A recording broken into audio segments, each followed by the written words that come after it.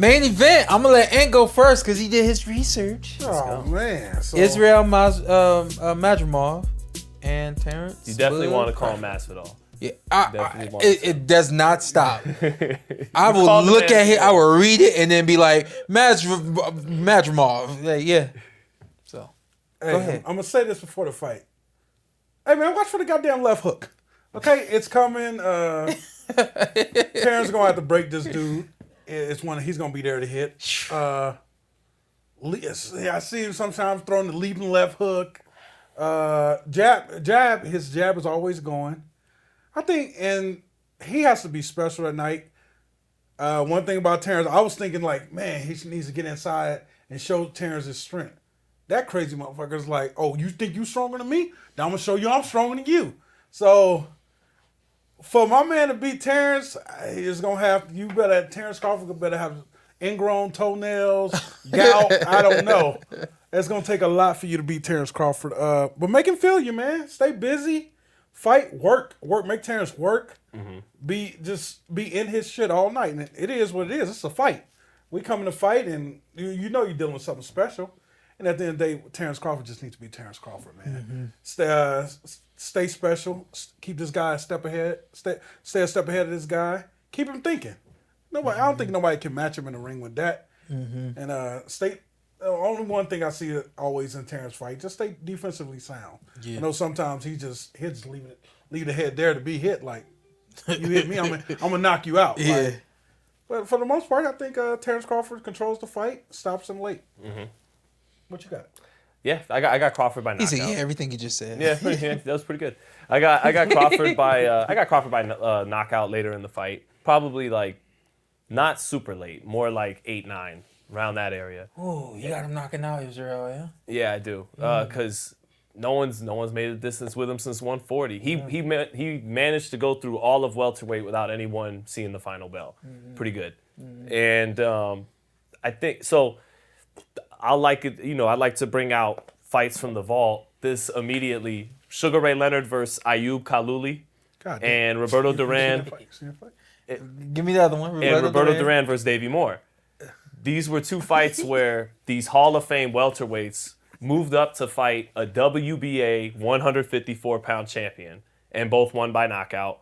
And, we're just so many levels above, but they were fighting an undefeated young guy who had the WBA strap. Same thing Terence is doing. Undefeated young guy who has a it's his first fight at 54. I think he knocks him out just like Leonard and Duran did those guys. And I do think, but here's the thing. You mentioned Madrimov's only chance is an ingrown toenail. Yeah, just... He needs Crawford to be rusty, and for that rust at 36 to catch up to him more than it normally would. And Crawford is 36, and he was out of this world against Errol Spence. He needs him to come back down to earth a little bit, feel that age a little bit, feel that rust a little bit. Yes. He needs Crawford to meet him halfway if he's going to have a chance of pulling off the upset. Madrimov, as he gets comfortable and his real style and habits start to get in, he drops the lead hand. He does some fancy footwork stuff. This is probably going to be the first time he's running into someone faster and more athletic than he is. And you get away with that dropping the lead hand stuff, that fancy stuff more when you're the athlete. Yeah. This time that's not going to be the case for him. Yeah. And I didn't realize until recently how short his arms are.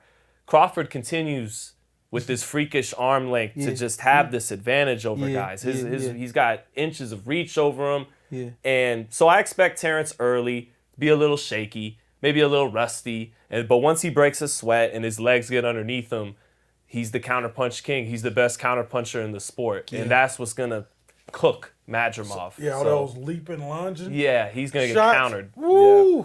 I was supposed to address this when the show started. Okay. We were supposed to have Keyshawn Davis on with us today.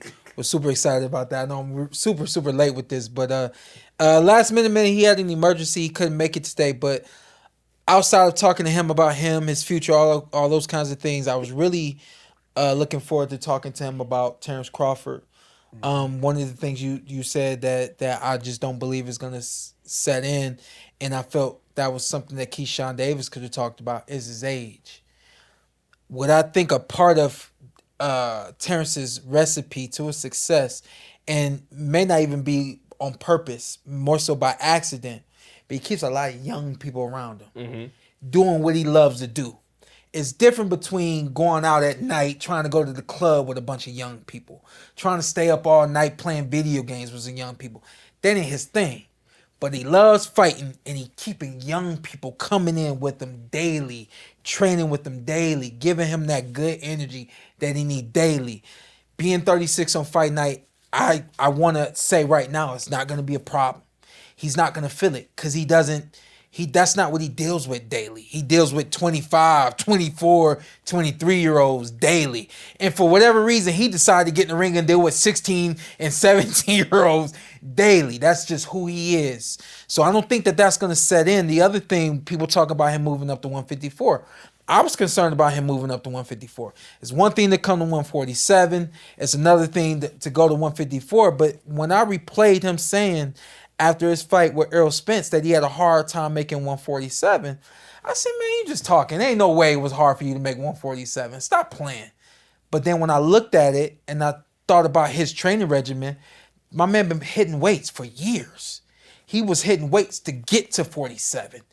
He's hitting weights. Once he got to 47, he's hitting weights to get to 154. I don't know if going to 54 was always his plan, but I do know that he was doing everything he needed to do so that when he came to 47, he was a natural, real 147 and almost 154 pounder because of how he was treating his body. So going up to 154, I retract my statement about him maybe not having that same type of pop against another true 154 pounder who's probably cutting from 165, 170 maybe. He's probably cutting from 160, 165 to get to 54.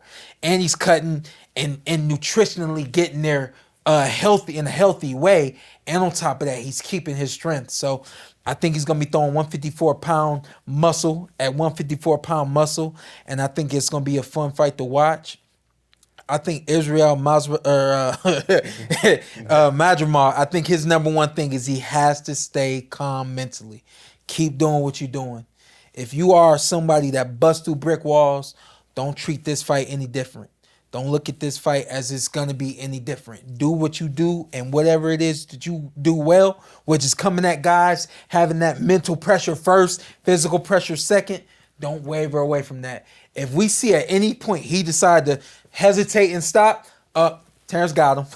If at any point... Well, don't you expect that counterpunching to do that to him? Yeah, absolutely. Yeah. So this is definitely a fight where styles make fights, so it's going to be fun to watch. But if he does not have a moment where he gets a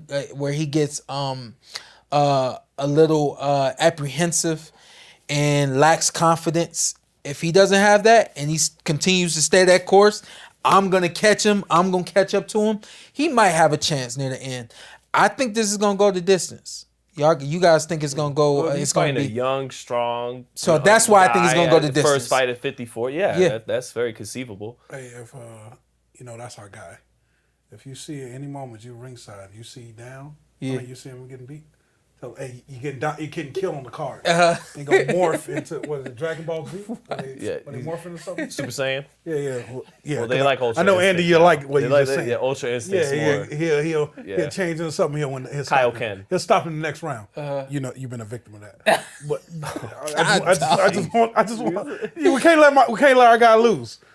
He morphs into something that's crazy. Yeah, you can't let your loss deteriorate. You telling me if I'm ringside that I should be telling you down. Hey, what? Hey, if you like, hey, that wasn't a good round. Hey, go over there. Hey, Terence, they got you down. You gonna say what? Fight's over. It's not. Matter of fact, I'm gonna make a bet on the round, me and you, and then I'm gonna take you around to go tell him. Text me. I'll make it happen. I feel like we might get. I feel like we just did something illegal. It's 100% like I'm gonna get fired kind of stuff. Okay. I don't know for sure, but I'll hire you. Hey, boxing ain't no rules about. Shut up, fool. But no rules about. Sean, get up. Where you going? You got it going 12. Stoppage. I got stoppage. Inside of 10.